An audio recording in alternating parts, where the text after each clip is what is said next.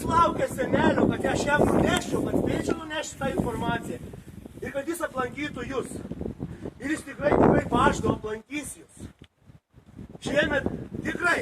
Ar mes turim vaikai ką nors paruošti?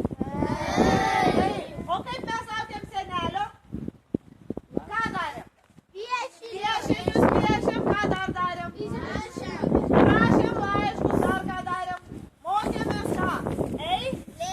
Eilėraščius, ką dar mokėmės?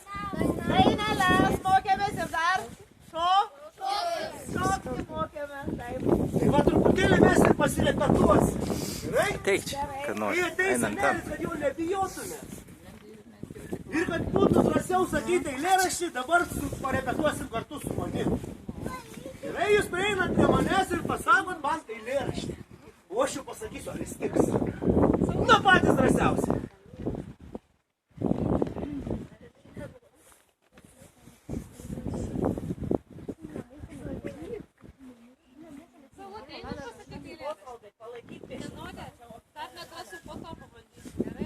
Na patys drąsiausi. Op!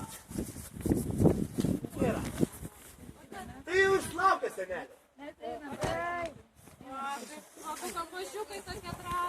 Žinokit, kaip ir senelis, tai ir aš žinau, kad su dovanom esu. Eikš.